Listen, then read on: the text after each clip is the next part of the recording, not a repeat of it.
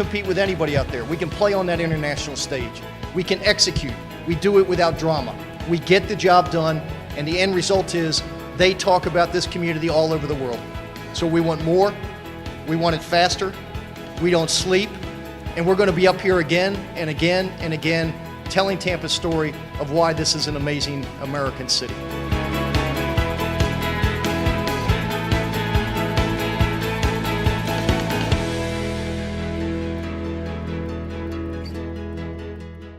Tell us about the air show this year. I mean, there was a hiatus of a period of time, and now the air show's back. You're in charge. You largely made it happen. Well, I will take no credit for this. This air show is really on the backs of our great community.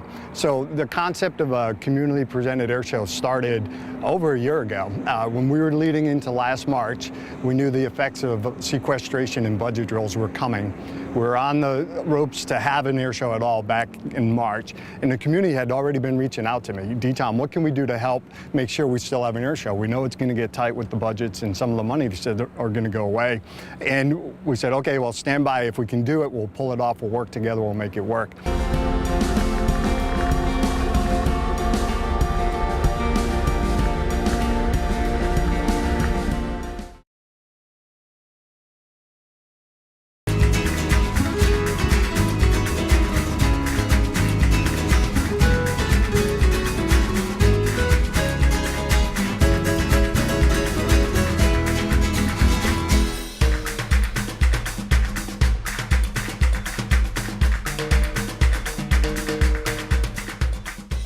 Wow, it is really hot in here.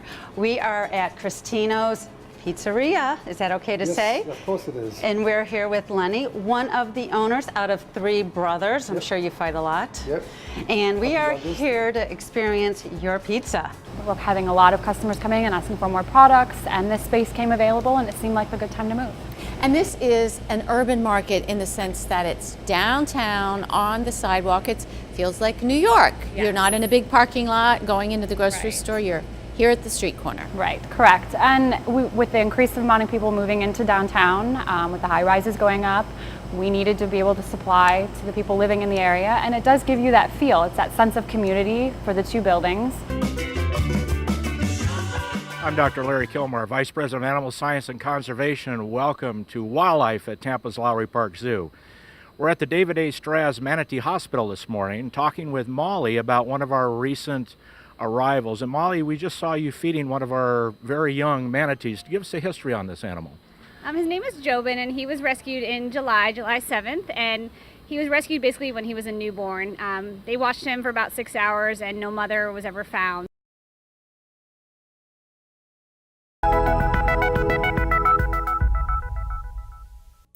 Hello and welcome to Spotlight Tampa for the month of October. I'm Laura McElroy. Thanks for watching.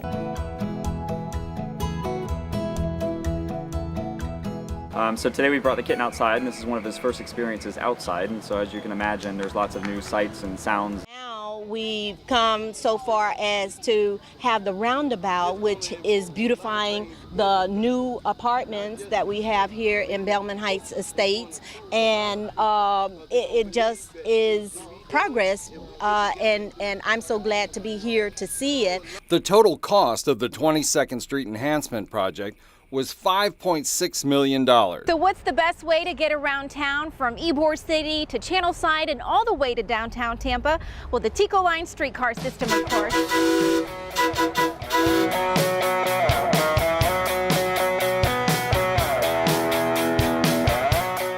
We cleaned up the area a lot. The program also offers businesses an opportunity to recycle. City Bike Tampa, this is Kevin.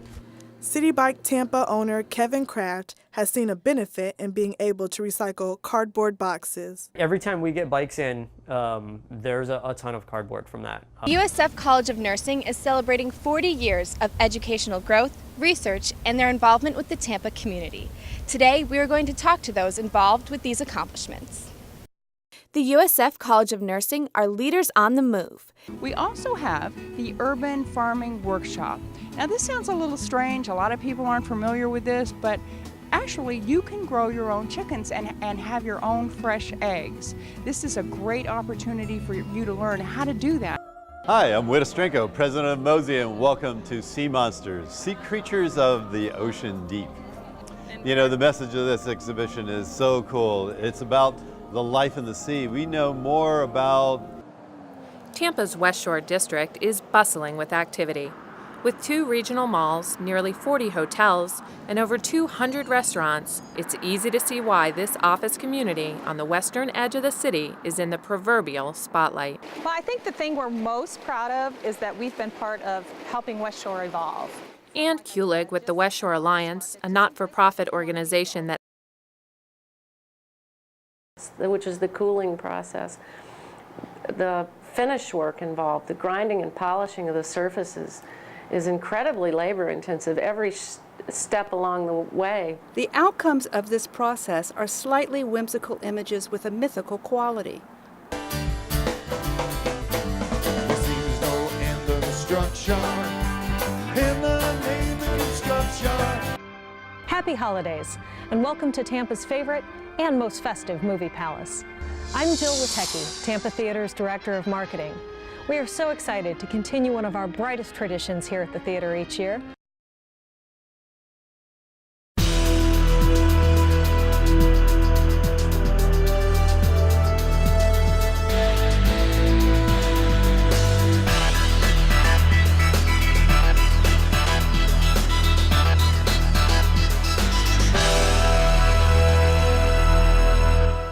Hi, I'm Jane Castor, your police chief.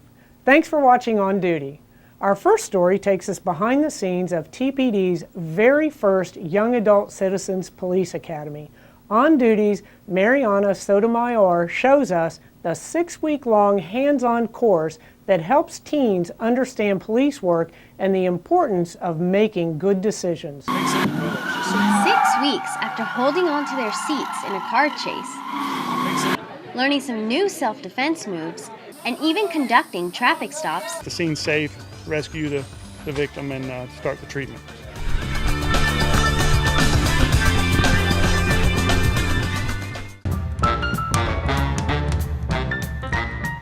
Welcome back. I'm Jennifer Dietz, Archives and Records Manager at the City of Tampa. Archives and Records is a division of the Tampa City Clerk's Office.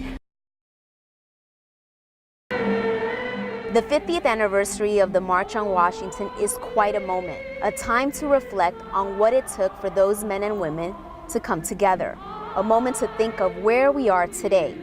When you think of this important date, it's hard not to think of the historic connection between transportation and the civil rights movement. Molly Ferrara was the daughter of Sicilian immigrants and a native of Ybor City.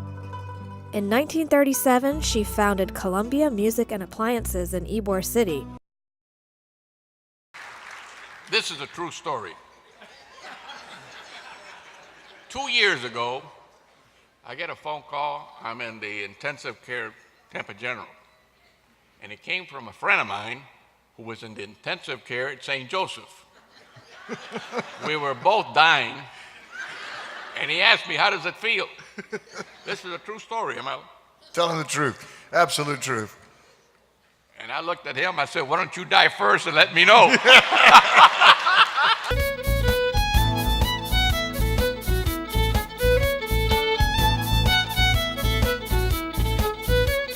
You ought to be determined to make a difference now and in the future, because it's your season for grace and favor. It's your season to reap what you have sown. Tampa doesn't know what it means to give up. Declan Farmer never quit. Julius Davis never quit. Lena Young Green never quit. We've got a lot of work ahead of us, folks. But let me tell you something. Today, in this building, our history meets our brightest hopes. The state of our city is good, but the promise of our future is within our grasp. 20 years from now, they're going to say about us, about this time in our history, that this is where Tampa stood up. This is where we made a difference. And they will say, job well done. Thank you. Now, there are two things that cannot be replaced: time after it is gone, and the occasion after it is missed. Now is the time. A celebration of the City of Tampa's more than 125-year history with our mayors is the occasion. Thank you and enjoy the pledge.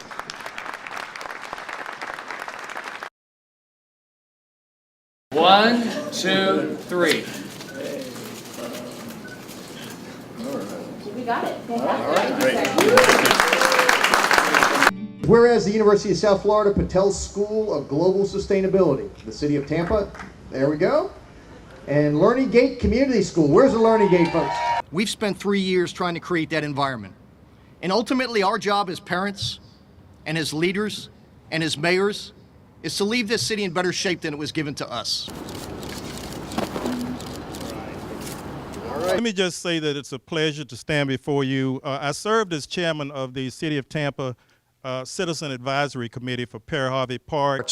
And I hope that you will treasure this and remember what I think will be an amazing, amazing event here in the Tampa Bay community.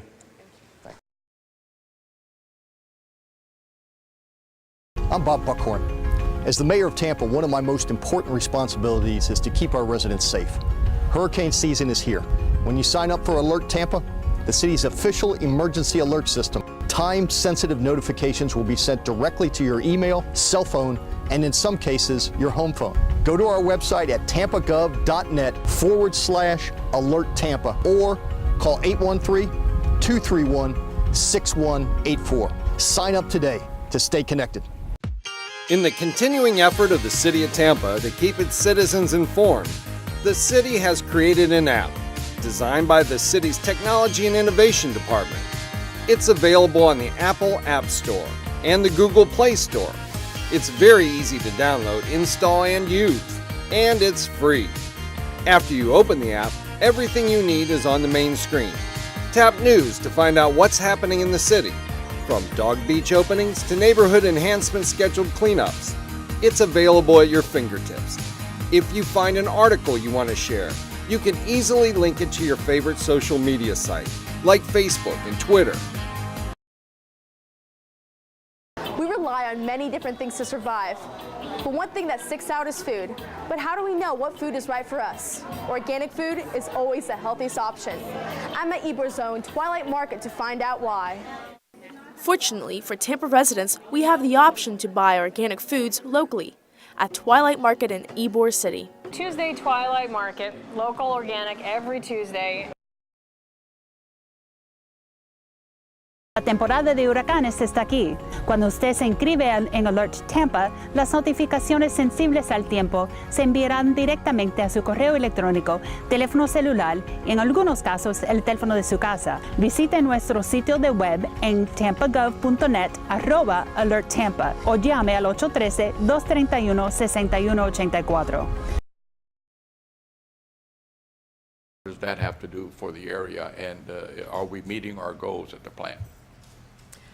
We currently are meeting our goals for the Bay, and an awful lot of that has to do with each one of the waste. I echo my fellow commissioners' comments. You know, historic districts are not just made up of the homes that add to the character of the neighborhood, but it's also the improvements within the public space. So, or low interest loans and grants to eligible property owners. And I just want to show you, this is an example of one property that was awarded last year in Ybor City, and this is of course the before picture. There's the conditions that we find. Vote up or down.